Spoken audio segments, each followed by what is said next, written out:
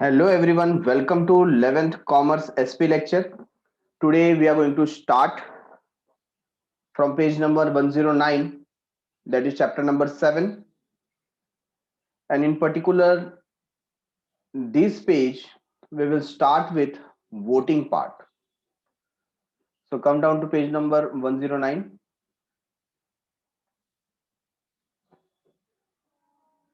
Voting, कई बार इस word के बारे में हमने सुना है और मीटिंग प्रोस्पेक्टिव में जब हम बात करते हैं, whenever we arrive at taking decision, many of the time we use this method कि कोई डिसीजन हमें लेना है, we go for vote, जहां पर नंबर ऑफ पर्सन एक से ज्यादा है या दो से ज्यादा है, we prefer to take vote. So what is your vote? vote मतलब आपका क्या व्यू पॉइंट है, उसके accordingly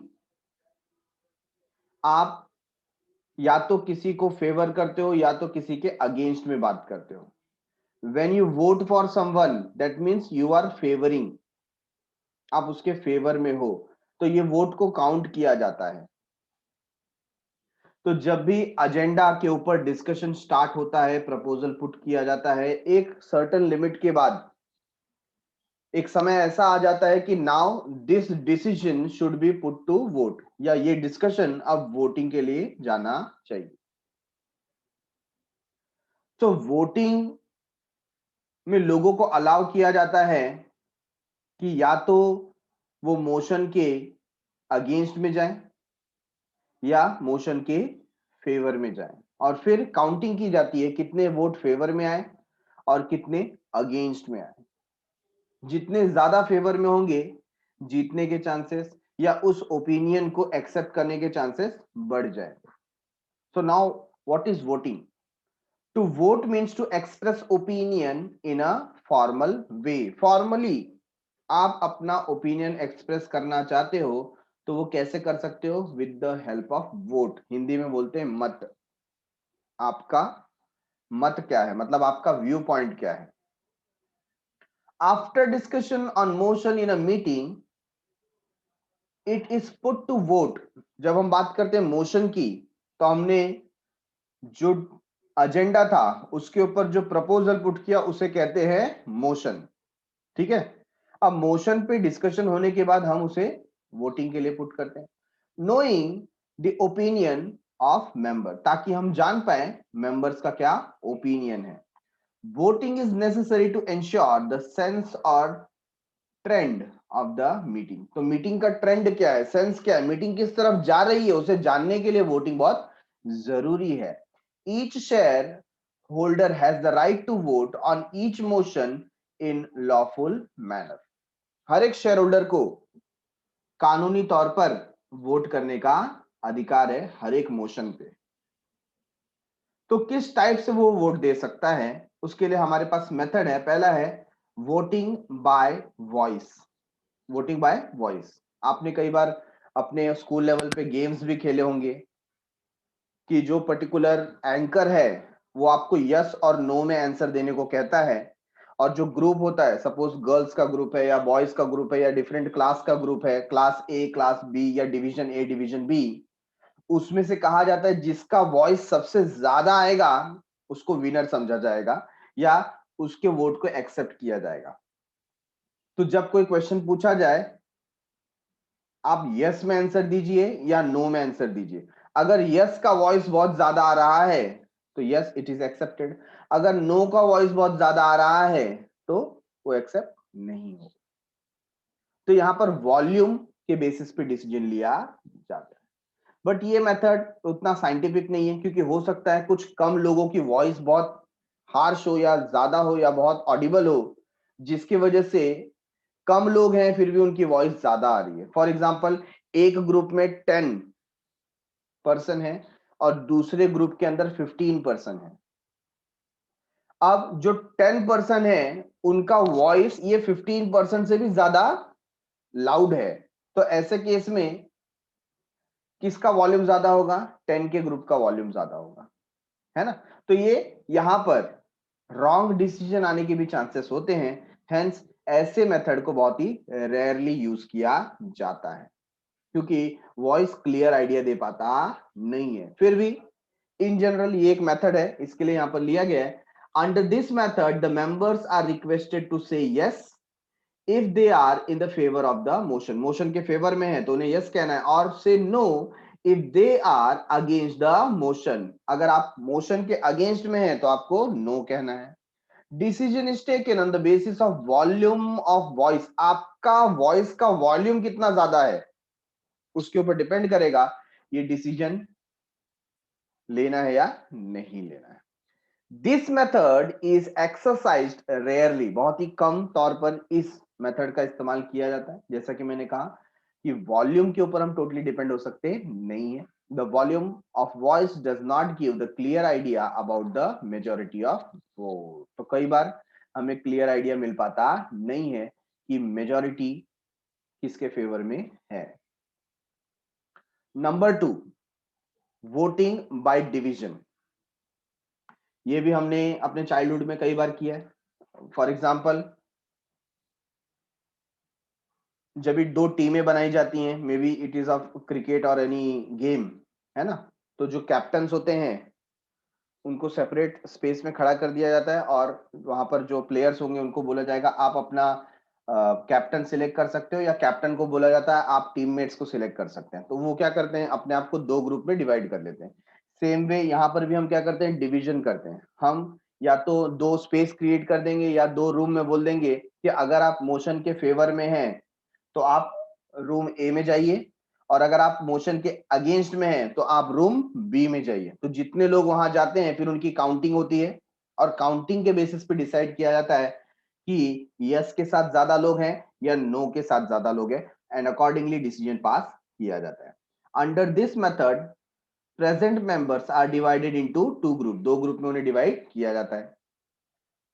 members in favour and those against the matter are asked to go in different room, तो जो फेवर में है उनको अलग रूम में जाने की हिदायत दी जाती है, और जो अगेंस्ट में है उनको डिफरेंट रूम में जाने की सलाह दी जाती है। Then the trend of the meeting is ensured by counting and chairman declares the result, और फिर रूम में जाकर के उनकी काउंटिंग की जाती है। यस वाले रूम में अगर ज्यादा लोग हैं तो मोशन के फेवर में आ जाएगा डिसीजन, अगर नो वाले रूम में ज्यादा लोग हैं तो मोशन के अगेंस्ट में डिसीजन जाएगा। ठीक है, तो हमने देखा एक है वोटिंग बाय वॉइस, दूसरा है voting by division. Number 3, voting by show of hand, most common method. कई बार आपके स्कूल में, आपके कॉलेज में या आपके फैमिली में भी हम मेजोरिटी देखने के लिए बोलते हैं show hand, show your hand, ठीक है ना, हाथ उठाइए अगर आप फेवर में है तो।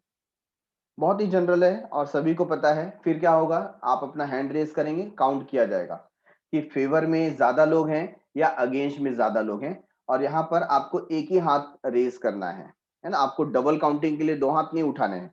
You just have to raise only one hand. One man can give one vote in this kind of meeting.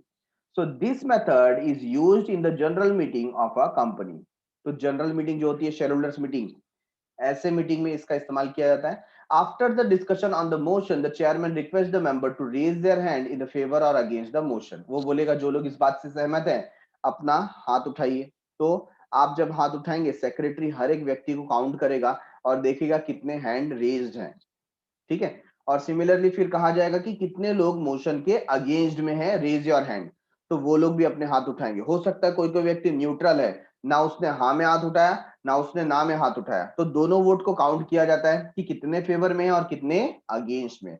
The chairman declares the result by counting numbers of hands in favour और against the proposal. तो chairman secretary के द्वारा सबके hand rest count करेगा और देखेंगे कि कितने फेवर में है और कितने अगेंस्ट में, अकॉर्डिंगली प्रपोजल को पास किया जाएगा। Now fourth one is voting by ballot, बहुत ही कॉमन पर वोटिंग मेथड है। जो आप चुनाव में भी पहले यूज किया करते थे। आपने शायद देखा होगा कि नहीं देखा होगा, तो पहले जब ईवीएम मशीन नहीं होती थी, है ना, इलेक्ट्रॉनिक वोटिंग मशीन जब पहले नहीं होती थी, तो एक बैलेट बॉक्स हुआ करता था। ठीक है, एक बैलेट बॉक्स हुआ करता था और उसमें एक ऐसा होल हुआ करता था और आपको एक पर्ची दी जाती थी, उसमें यस और नो लिखा है, आपको टिक मार्क करना है। आप फेवर में है तो यस में कीजिए, अगेंस्ट में है तो नो में कीजिए और इस पर्ची को फोल्ड करके इस बैलेट बॉक्स में डाल दीजिए। ठीक है ना। हो सकता है इसमें आपको अपना नेम भी मेंशन करना हो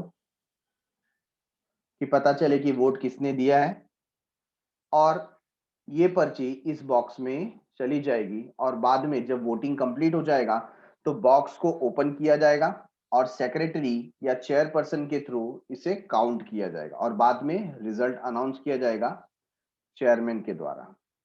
इसमें बेनिफिट क्या है, इसमें फायदा ये है कि आप किसको वोट दे रहे हैं वो सीक्रेसी बनी रहती है। ठीक है ना। आप नहीं चाहते कि किसी को पता चले कि आपने किसको वोट दिया है ना, क्योंकि इसके कई बार खामियाजे भुगतने पड़ सकते हैं। तो बहुत लोग चाहते हैं कि हमने किसे वोट दिया है वो पता ना चले, इसके लिए बैलेट बॉक्स का इस्तेमाल किया जाता है।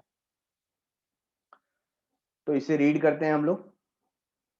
Under this method to record the vote, ballot paper are distributed to every member. तो बैलेट पेपर क्या करते हैं, हर एक पर्सन को ये पर्ची दी जाती है जिसको कहा जाता है ballot paper, and they deposit it in the ballot box. तो ये जो बैलेट बॉक्स है उसके अंदर क्या किया जाता है, इसको डिपॉजिट किया जाता है।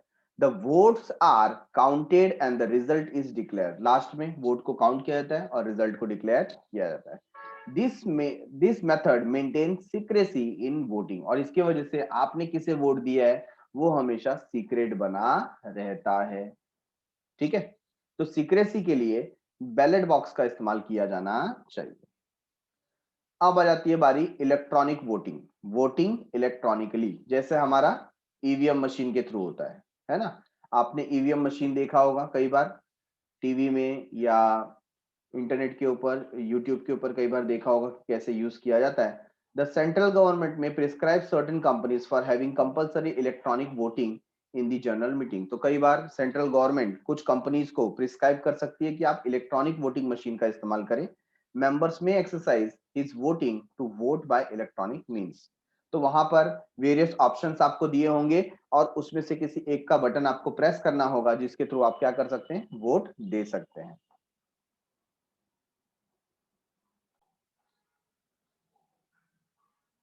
Number 6, voting by postal ballot. अब ये क्या होता है postal ballot. The central government may prescribe certain companies for having voting by postal ballot. Ballot paper are send by post to members. अब कई बार जो शेयर होल्डर होते हैं वो बहुत ज्यादा स्कैटर्ड होते हैं, ऑल ओवर इंडिया या ऑल ओवर वर्ल्ड भी हो सकते हैं। ठीक है ना।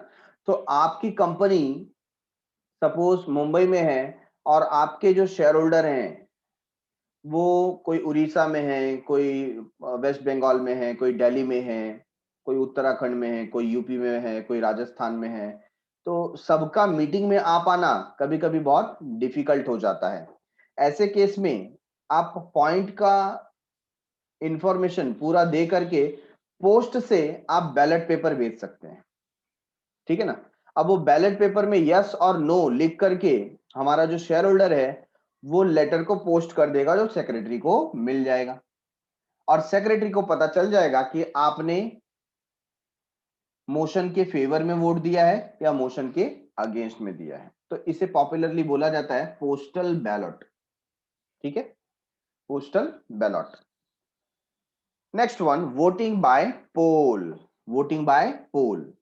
पोल can be demanded after the declaration of result by show of hand.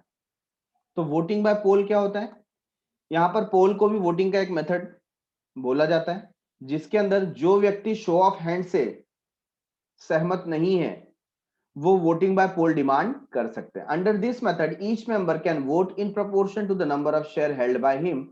Polling papers are given to the members and proxies for recording their votes.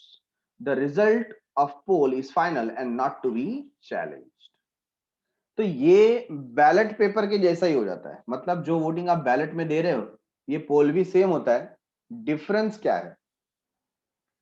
जब हम बात करते हैं वोटिंग बाय बैलॉट, है ना, इसके अंदर क्या हो रहा था, इसमें होता है 1 पर्सन 1 वोट, 1 पर्सन 1 वोट, या मैं कह सकता हूं 1 मेंबर 1 वोट, ठीक है ना।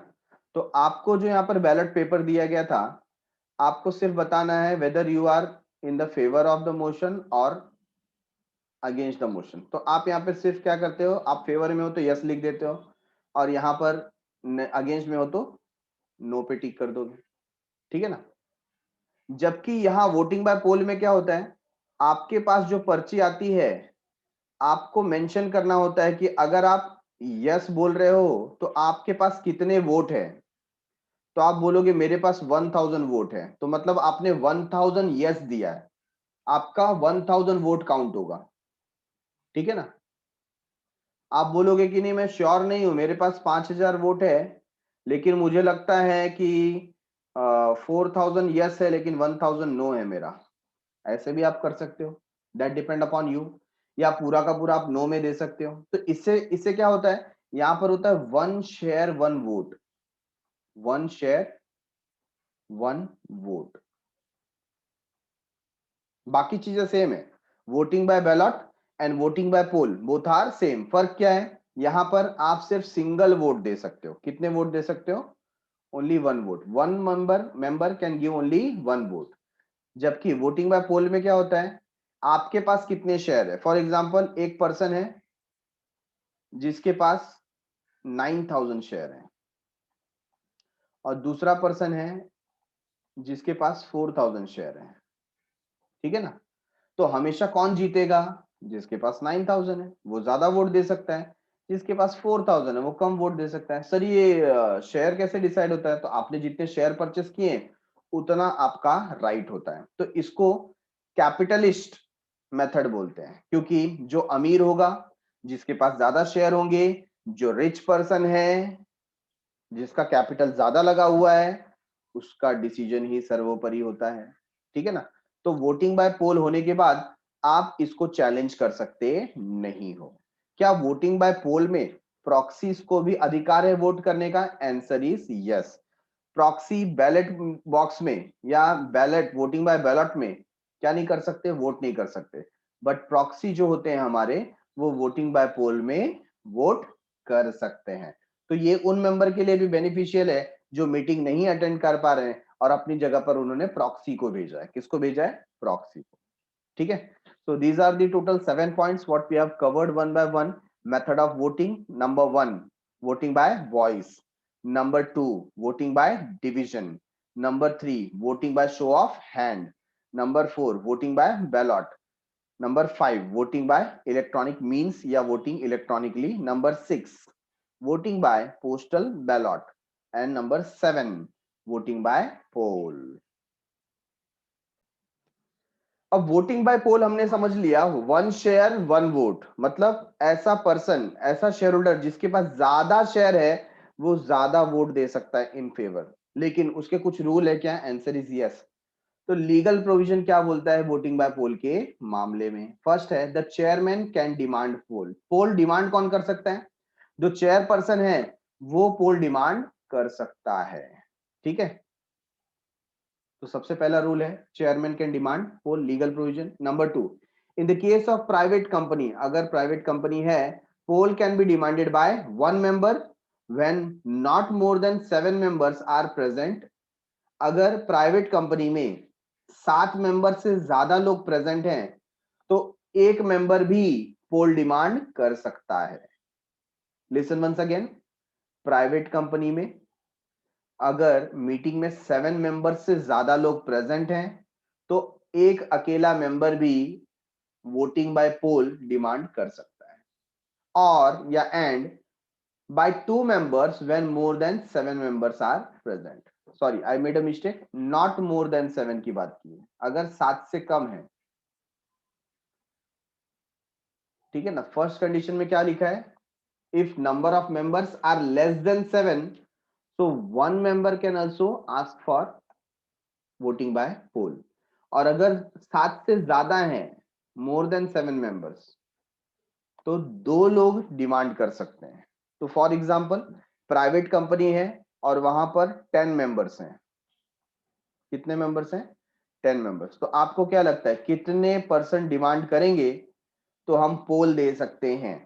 तो प्राइवेट कंपनी है और 10 मेंबर्स आर मोर देन 7, तो कितने होने चाहिए? मिनिमम 2 मेंबर्स ने डिमांड करना चाहिए, तो हम वोटिंग बाय पोल लागू कर सकते हैं। Third one, in the case of public company, अगर पब्लिक कंपनी है, poll can be demanded by at least 5 member present in person और बाय प्रॉक्सी। तो यहां पर बता दिया गया कि अगर आपकी कंपनी पब्लिक कंपनी है तो कम से कम 5 मेंबर ने पोल डिमांड करना चाहिए। इस मेंबर्स में प्रॉक्सी भी होंगे तो भी चलेगा। तो प्रॉक्सी मिलकर भी वोटिंग बाय पोल डिमांड कर सकते हैं, ठीक है। किसमें? पब्लिक कंपनी में। It can also be demanded by any member or members present in person or by proxy holding 1/10 of the total voting power। देखो, अगर पब्लिक कंपनी है और उसमें जो मेंबर है उसका वोटिंग राइट 1/10 है, कितना है? 1/10, मतलब 10% जो वोटिंग पावर है वो उस पर्सन के पास है, तो ऐसा व्यक्ति वोटिंग बाय पोल अकेले भी डिमांड कर सकता है, ठीक है ना।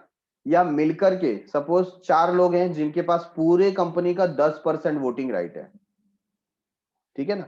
तो ऐसे केस में वो 4 मिलकर के भी वोटिंग बाय पोल डिमांड कर सकते हैं। The poll must conduct within 48 hours of its demand. जब से पोल डिमांड किया गया है वो उसके 48 घंटे के अंदर कंडक्ट हो जाना चाहिए। तो 48 hours is the time limit for conducting poll, ठीक है। The decision taken by poll is final and can not be changed. जो डिसीजन लिया गया है पोल के माध्यम से वो फाइनल होता है और उसको चैलेंज नहीं किया जा सकता, चेंज नहीं किया जा सकता, ठीक है। The demand for poll can be withdrawn any time by the person who demanded it. और अगर किसी व्यक्ति को लगता है नहीं इसमें तो बहुत टाइम वेस्ट होगा, मैंने डिमांड तो कर दिया लेकिन मुझको अभी ये नहीं चाहिए, तो वो किसी भी समय उससे विड्रॉ कर सकता है कि हमें पोल नहीं चाहिए, ठीक है ना। तो पोल मेथड लागू करने के कुछ यहां पर लीगल रूल हैं। सबसे पहला, चेयरमैन पोल डिमांड कर सकता है। दूसरा, अगर प्राइवेट कंपनी है और उसमें मीटिंग में 7 मेंबर से कम अगर मेंबर हैं तो अकेला व्यक्ति भी पोल डिमांड कर सकता है। अगर उस मीटिंग में 7 मेंबर से ज्यादा लोग हैं तो 2 मेंबर्स को पोल डिमांड करना होगा, तभी वोटिंग बाय पोल मिलेगा। अगर पब्लिक कंपनी है तो एटलीस्ट 5 मेंबर मिलकर के पोल डिमांड करेंगे तो उन्हें पोल मिलेगा और इसमें प्रॉक्सी भी अलाउड है। अगर पब्लिक कंपनी है उसमें कोई मेंबर या मेंबर्स मिलकर के 1/10 of the total voting power रखता है इंक्लूडिंग प्रॉक्सी, तो वो मिलकर के क्या कर सकते हैं? पोल डिमांड कर सकते हैं। जब से पोल डिमांड किया गया है उसके 48 आवर्स के अंदर पोल कंडक्ट करा लेना चाहिए। जो डिसीजन पोल के माध्यम से लिया गया है वो फाइनल होगा, उसे चेंज नहीं कर सकते। और जिस व्यक्ति ने पोल डिमांड किया था वो अगर उससे विड्रॉ करना चाहता है तो उसे किसी भी समय विड्रॉ किया जा सकता है, कर सकता है। What are the merits of poll method? अच्छा, पोल मेथड आप करते हो तो उसके फायदे क्या है? सबसे पहला, प्रॉक्सी और किसी मेथड में अलाउड नहीं है, सिर्फ पोल मेथड में अलाउड है। तो प्रॉक्सी के थ्रू आप वोट करा सकते हो पोल मेथड में, तो ये शेयर होल्डर के लिए बहुत बेनिफिशियल हो जाता है कि वो अगर मीटिंग में नहीं भी पहुंच पाए तो अपने प्रॉक्सी के थ्रू वोटिंग करा सकते हैं। Secrecy can be maintain under this method. इसमें किसी को पता नहीं चलता कि आपने कितना फेवर में वोट दिया है, कितना अगेंस्ट में वोट दिया है। It is scientific method of voting. ये साइंटिफिक मेथड ऑफ वोटिंग होता है क्योंकि यहाँ पर आपका वोट सीक्रेट भी है और प्रॉपर काउंटिंग भी होता है। Share holders can vote in the proportion of share held. तो आपके पास जितने शेयर है उसके हिसाब से आप वोट कर सकते हो। That means 1 share 1 vote. अगर आपके पास ज्यादा शेयर है तो आप ज्यादा वोट दे सकते हो। Demerits under this method 1 share 1 vote principle is exercised, hence it is this method is criticised as capitalistic method of voting. तो ये एक पूंजीवादी मेथड है क्योंकि जो अमीर व्यक्ति होगा वो ज्यादा वोट दे सकता है और जो गरीब व्यक्ति है उसका वोट बहुत ही कम होगा, क्योंकि ज्यादा शेयर जिसके पास है वो ज्यादा वोट दे सकता है और जिसके पास कम शेयर है वो कम वोट दे सकता है। ये इसका डीमेरिट है। Number 2, this method is expensive, time consuming and complicated. तो जैसे आपने पोल डिमांड किया है तो वो बैलेट बॉक्स लेकर के आना पड़ेगा, सभी का शेयर काउंट करना पड़ेगा, फिर उसके हिसाब से पर्ची बनानी पड़ेगी, सबको सेंड करना पड़ेगा, वहां से पर्ची आ जाएगी, उसके बाद बैलेट बॉक्स में जाएगा, फिर उसका काउंटिंग होगा। So it's a time consuming very expensive method. ठीक है, कॉम्प्लिकेटेड मेथड है, बट इसका जो भी डिसीजन होता है वो फाइनल होता है। Okay, now next one is resolution. Next one is resolution. What is resolution? Resolution is decision passed at the meeting. Voting करने के बाद जो डिसीजन फाइनलाइज किया जाता है उसे कहते हैं रेजोल्यूशन। ठीक है, a motion accepted in a meeting. कोई प्रस्ताव अगर पारित हो गया, अगर कोई प्रस्ताव एक्सेप्ट हो गया, अगर कोई मोशन एक्सेप्ट हो गया तो उसे कहते हैं resolution. A resolution is a formal and final decision. तो जो डिसीजन फिक्स हो गया उसे ही हम कहते हैं रेजोल्यूशन। ठीक है, no discussion is allowed on the resolution. अब रेजोल्यूशन पास होने के बाद, फाइनल डिसीजन होने के बाद आप उसके ऊपर फिर कोई डिस्कशन कर सकते नहीं है। Every resolution should be recorded in minute book. हर एक जो रेजोल्यूशन होता है उसे मिनट बुक में जरूर रिकॉर्ड करना चाहिए या किया जाता है। ठीक है, मिनट बुक क्या होता है? जहां पर हम मीटिंग की समरी रिकॉर्ड करते हैं, तो वहां पर रेजोल्यूशन को भी रिकॉर्ड करना होता है ताकि ये क्लियरली पता चले कि मीटिंग में क्या डिस्कशन हुआ था और क्या डिसीजन पास किया गया। Every resolution should B brief and framed in the affirmative form. आप जो रेजोल्यूशन पास करेंगे वो ब्रीफ में होना चाहिए, संक्षेप में होना चाहिए और साथ ही साथ पॉजिटिव सेंटेंसेस के साथ होना चाहिए, अफर्मेटिव होना चाहिए, उसमें कोई नेगेटिविटी नहीं होनी चाहिए। ठीक है, number of members voting in favour and against the resolution should B mentioned. So number of member जो भी है वो मेंशन होने चाहिए कि कितने फेवर में गए और कितने अगेंस्ट में गए। जैसे आप कोई डिसीजन पास कर रहे हो तो आपने ये डिसीजन क्यों पास किया, तो लिखना पड़ेगा कि इस मोशन के फेवर में 80% वोट गए और इस मोशन के अगेंस्ट में 20% वोट गए, hence we are accepting this motion as resolution. तो उसको रेजोल्यूशन पास कर दिया जाएगा। तो यहां पर आपको कितने फेवर में वोट है और कितने अगेंस्ट में वोट है ये आपको बताना है।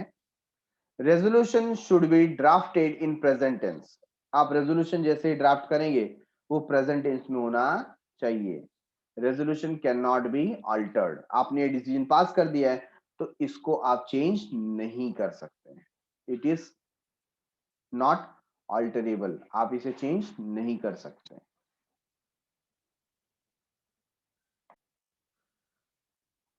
So now we know about a resolution. What is the resolution? Resolution is decision passed in the meeting. लेकिन ये decision pass करने का तरीका होता है। तो टाइप ऑफ रेजोल्यूशन की बात करते हैं। एक तरीका होता है ऑर्डिनरी रेजोल्यूशन का। What do you mean by ordinary resolution? Ordinary का मतलब होता है सामान्य, कॉमन। कॉमन तरीका क्या होता है? मेजोरिटी डिसाइड करने का। अगर मोशन के फेवर में मोर देन 50% वोट आ गए, है ना, 50% से ज्यादा वोट अगर मोशन के फेवर में आ गए तो वो मोशन पास हो गया, उसे हम कहेंगे थ्रू ऑर्डिनरी रेजोल्यूशन। बराबर है? Through ordinary resolution. तो सपोज हमने एक बहुत ही नॉर्मल कॉमन सी चीज रखी और हमारे मीटिंग के अंदर 20 पार्टिसिपेंट हैं। कितने हैं? 20 पार्टिसिपेंट्स। और हमने ये क्वेश्चन किया कितने इस मोशन को सपोर्ट करते हैं, कितने इसके फेवर में हैं। तो इसमें से 12 जो है वो फेवर में आ गए और रिमेनिंग 8 जो है वो अगेंस्ट में आ गए। तो इसमें क्लियरली पता चलता है कि इट इज मोर देन 50%, क्योंकि 20 का 50% कितना होता है? 10। ठीक है ना? तो जो फेवर में है कितने हैं? 12 है। तो हम बोल सकते हैं कि इसे ऑर्डिनरी रेजोल्यूशन से पास किया जाएगा। बट कई बार कुछ स्थिति, कुछ सिचुएशन, कुछ कंडीशंस, कुछ मोशंस इतने स्पेशल होते हैं कि वहां पर सिंपल मेजॉरिटी नहीं चलती, वहां पर स्पेशल मेजॉरिटी चाहिए, जिसको हम बोलते हैं बहुमत। और वो होता है 3/4 मेजॉरिटी। मतलब जब तक आपको 3/4 मेजोरिटी मतलब 75% से ज्यादा के वोट नहीं मिल जाते, तब तक ये मोशन का डिसीजन पास नहीं होगा। तो यहां पर डिसीजन पास करने के लिए 75% मेजॉरिटी चाहिए। कितनी चाहिए? 75% मेजॉरिटी, जिसे हम कहते हैं special resolution. So common points पे, कॉमन एजेंडा पे आप ऑर्डिनरी रेजोल्यूशन के थ्रू डिसीजन पास करते हैं, और जो स्पेशल मैटर्स होते हैं उसके लिए हमें 3/4 मेजोरिटी चाहिए, 75% मेजोरिटी चाहिए। तो रीड करते हैं। अभी हमको समझ में आ गया है कि ऑर्डिनरी रेजोल्यूशन क्या होता है और स्पेशल रेजोल्यूशन क्या होता है।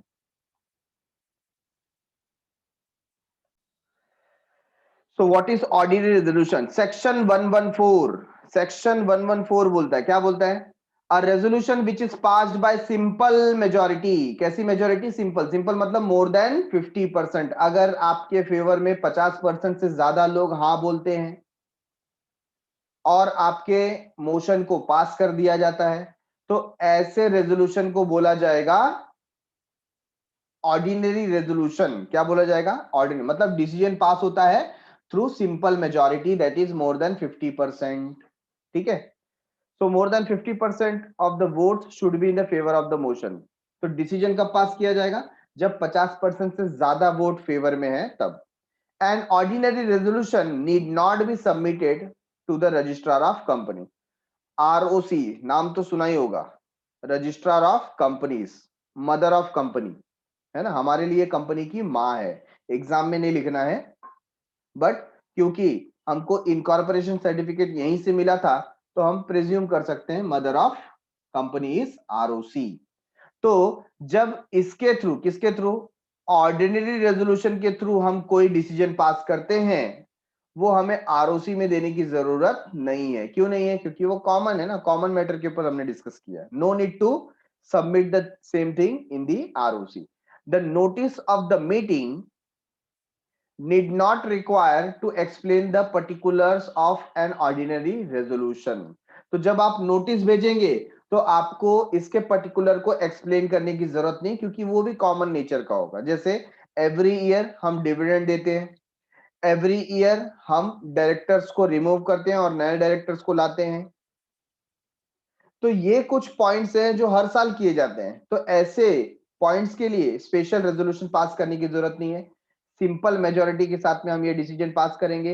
इस डिसीजन को आरओसी में सबमिट करने की जरूरत नहीं है, और ना ही इस ऑर्डिनरी रेजोल्यूशन को एक्सप्लेन करने की जरूरत है नोटिस में। ठीक है? For example, approval of statutory report, alteration of the share capital, declaration of the dividend, approval of directors, auditor report and final account, election of the director, appointment of secretary and auditor, and fix their consideration। तो ये कुछ ऐसे मुद्दे हैं जो हम हर meeting में discuss करते हैं, तो इसको ऑर्डिनरी रेजोल्यूशन के साथ में पास किया जाता है। ठीक है? 100 बात की एक बार। अगर किसी मोशन को पास करने में 50% से ज्यादा का मेजोरिटी चल जाता है, ऐसे रेजोल्यूशन को हम ऑर्डिनरी रेजोल्यूशन बोलेंगे। ठीक है? Number B, special resolution. As per section 114 subsection 2 क्या बोलता है? Resolution which passed which is passed by special majority. यहां पर कैसी मेजोरिटी चाहिए? यहां पर स्पेशल मेजोरिटी चाहिए, बहुमत चाहिए, is called special resolution. It is passed bye 3/4 और 75% मेजोरिटी। मतलब यहां पर जब आपको डिसीजन पास करना है तो मोशन के फेवर में कम से कम 75% वोट होने चाहिए, तो ही रेजोल्यूशन पास होगा, नहीं तो वो मोशन कैंसल हो जाएगा। ठीक है, the number of vote in the favour of motion should be 3 times of the vote cast against the motion. तो जो फेवर में है वो 3 गुना ज्यादा होने चाहिए अगेंस्ट के मोशन से। Purpose of passing a special resolution should B mentioned in the notice of the meeting. इस पे हम स्पेशल रेजोल्यूशन क्यों पास करना चाहते हैं? ये मीटिंग का जब हम नोटिस दे रहे हैं उस नोटिस में ये मेंशन होना चाहिए कि इस पर्टिकुलर मीटिंग में हम स्पेशल रेजोल्यूशन के थ्रू डिसीजन पास करने वाले हैं, तो उसका क्या रीजन है वो उसमें मेंशन होना चाहिए। किसमें? नोटिस में। A special resolution is passed in general meeting only. ये कभी भी बोर्ड मीटिंग में पास नहीं किया जाता, सिर्फ जनरल मीटिंग में पास किया जाता है, शेयर होल्डर्स मीटिंग में पास किया जाता है। Notice of special resolution has to be given to the members 21 days before the meeting. ये तो ऐसे भी इन जनरल है कि जनरल मीटिंग का जो नोटिस होता है वो 21 दिन पहले होना चाहिए, तो स्पेशल रेजोल्यूशन के केस में भी यही बोला गया है कि 21 दिन पहले नोटिस पहुंच जाना चाहिए। A copy of special resolution must be filed with ROC। आप कौन सा स्पेशल रेजोल्यूशन पास करना चाह रहे हो वो आपको उसका एक कॉपी ROC को भी देना पड़ेगा। किसको देना पड़ेगा? ROC, registrar of company. कैसे देना पड़ेगा? आज की तारीख में आप ईमेल के थ्रू भी दे सकते हैं, through E filing of MCA portal. MCA मतलब ministry of corporate affairs. MCA portal with in 30 days of passing resolution. तो रेजोल्यूशन पास करने के 30 दिन के भीतर आपको MCA का जो पोर्टल है वहां पर ई फाइलिंग करना पड़ेगा। ठीक है, एग्जाम्पल क्या है? कौन कौन से केसेस हो सकते हैं जहां पर स्पेशल रेजोल्यूशन की रिक्वायरमेंट है? पहला, change in the name of company. अगर आप कंपनी का नाम ही बदलना चाहते हो, सेक्शन 13 बोलता है स्पेशल रेजोल्यूशन लगेगा। Shifting of registrar office. अगर कंपनी का जो रजिस्टर्ड ऑफिस है आप एक स्टेट से दूसरे स्टेट में ट्रांसफर कर रहे हो, आप महाराष्ट्र से गुजरात लेकर के जा रहे हो या महाराष्ट्र से उत्तर प्रदेश लेकर के जा रहे हो, तो सेक्शन 12 बोलता है आपको स्पेशल रेजोल्यूशन पास कराना पड़ेगा। Alteration in the object clause of the company. अगर आप कंपनी का ऑब्जेक्ट क्लॉज ही चेंज कर रहे हो, उसका जो मेन ऑब्जेक्ट था वही आप चेंज कर रहे हो मेमोरेंडम ऑफ एसोसिएशन में, तो आपको स्पेशल रेजोल्यूशन पास करना पड़ेगा। Reduction in the authorised share capital of the company. Company का ऑथराइज शेयर कैपिटल में आप रिडक्शन चाहते हो, ऐसे केस में भी स्पेशल रेजोल्यूशन पास करना पड़ेगा। Alteration in the article of association of the company, या तो सेक्शन 14 के हिसाब से आप आर्टिकल ऑफ एसोसिएशन में चेंज करना चाहते हो, ऑल्टरेशन करना चाहते हो, मॉडिफिकेशन करना चाहते हो, तो भी स्पेशल रेजोल्यूशन पास करना पड़ेगा। तो यहां पर कुछ 5 मुद्दे दिए गए हैं जिसके अंदर स्पेशल रेजोल्यूशन का रिक्वायरमेंट होता है। सो सिंपल मेजोरिटी से पास किया गया decision is known as ordinary resolution, और स्पेशल मेजोरिटी के साथ किया गया पास किया गया डिसीजन उसे कहते हैं special resolution. Point number C, तो टाइप सी क्या है? Resolution required special notice. So as per section 115 कुछ मुद्दे ऐसे होते हैं जहां पर आपको स्पेशल नोटिस देना होता है। क्या देना होता है? Special notice. और वो स्पेशल नोटिस के थ्रू जो रेजोल्यूशन पास किया जाएगा उसको हम कहते हैं resolution requiring special notice. So some resolutions require special notice as per the Companies Act or Article of Association of the company. Hence, such resolutions are called as resolution requiring special notice. तो कुछ resolution के लिए special notice देना बहुत ही जरूरी है। Special notice resolution में भी ऑर्डिनरी और स्पेशल रेजोल्यूशन। तो ऐसा जरूरी नहीं कि स्पेशल नोटिस है तो स्पेशल रेजोल्यूशन ही पास होगा, नॉट नेसेसरी। स्पेशल नोटिस हो सकता है बट उसका जो रेजोल्यूशन है वो ऑर्डिनरी भी हो सकता है और स्पेशल भी हो सकता है। ये बात समझने वाली है कि नोटिस आपका स्पेशल हो सकता है बट उसके अंदर जो हम डिसीजन पास कर रहे हैं that resolution can be ordinary और स्पेशल इन नेचर। तो इसको स्पेशल क्यों बोलते हैं? A proposer of the motion has to give a special notice of 14 days to the company। Example मैं देता हूं आपको। हमें यह पता है कि जब कभी भी जनरल मीटिंग होगी, क्या होगी?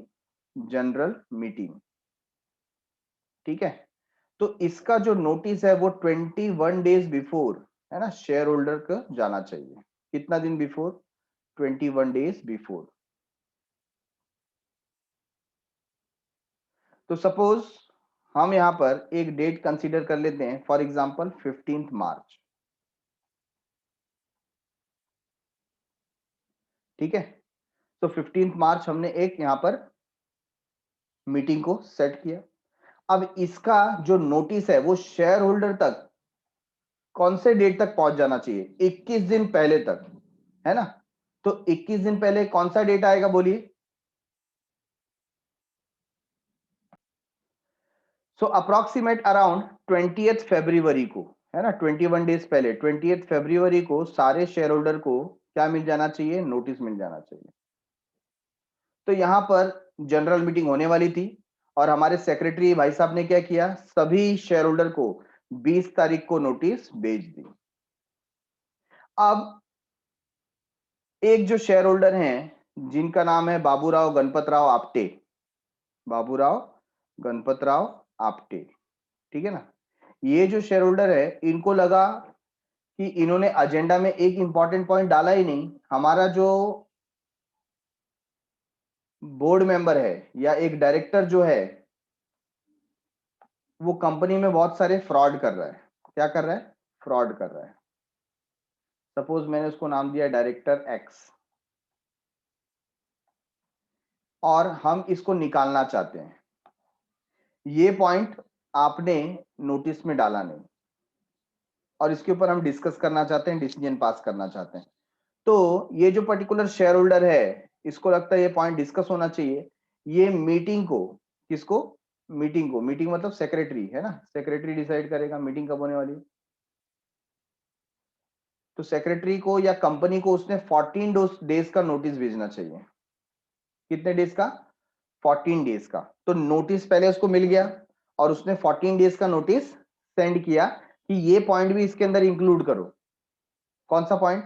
कि जो डायरेक्टर एक्स है ये फ्रॉड करता है और उसको हमको रिमूव करना है। ठीक है, तो अब सेक्रेटरी को एक नया पॉइंट मिल गया कि भाई ये पॉइंट ऐड करना था और उसको लगता है तो वो नोटिस में उसको ऐड करेगा। ठीक है, या सेपरेटली लिख करके 7 डेज बिफोर, मतलब 7 दिन पहले फिर से सारे शेयर होल्डर को सेंड करेगा।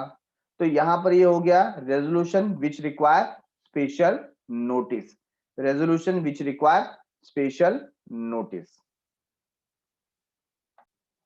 So let us read. Some resolution require special notice as per the Companies Act or Article of Association of the company. कुछ रेजोल्यूशन को स्पेशल नोटिस का रिक्वायरमेंट होता है कंपनी एक्ट या आर्टिकल ऑफ एसोसिएशन की माने तो। ठीक है, hence such resolutions are called resolution requiring special notice. इसके लिए ऐसे रेजोल्यूशन को कहा जाता है resolution requiring special notice.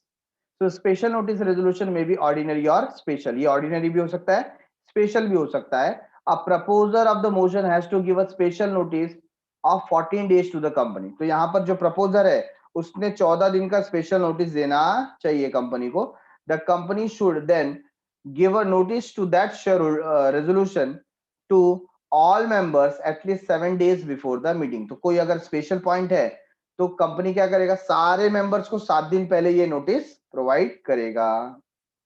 Under the companies act 2013 from the following resolution require special notice. ऐसे कौन से पॉइंट है जहां पर स्पेशल नोटिस की रिक्वायरमेंट हो सकती है? तो पहला है resolution to appoint a person as a auditor other than the retiring auditor. तो रिटायरिंग ऑडिटर की जगह पे अगर हमको नया ऑडिटर रखना है तो ऐसे केस में स्पेशल नोटिस का रिक्वायरमेंट हो सकता है। Resolution providing that a retiring auditor should not be reappointed. Resolution आप पास करना चाहते हैं कि जो ऑडिटर रिटायर होने वाला है उसको फिर से अपॉइंट ना किया जाए, तो ऐसे केस में आप स्पेशल नोटिस भेज सकते हैं। Resolution to appear director other than retiring director. तो हम रिटायरिंग डायरेक्टर की जगह पे नया डायरेक्टर लाना चाहते हैं, इसके लिए भी स्पेशल नोटिस का रिक्वायरमेंट है। Resolution to remove a director before expiry of his term. किसी डायरेक्टर को उसके टर्म खत्म होने से पहले ही रिमूव करना है तो भी हम उसको स्पेशल नोटिस देंगे।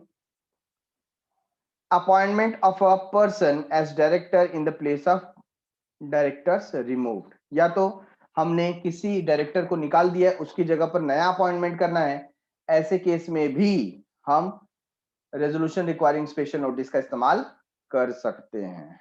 ठीक है, तो आज के लिए इतना काफी है। Done for the day. काफी पॉइंट्स हमने यहाँ पर डिस्कस किए, एक एक करके आप भी रिवाइज कीजिए। मिलते हैं अगले एपिसोड में with some sort of new points. तब तक के लिए बाय बाय, शुक्रिया, शब्बा खैर, सायोनारा।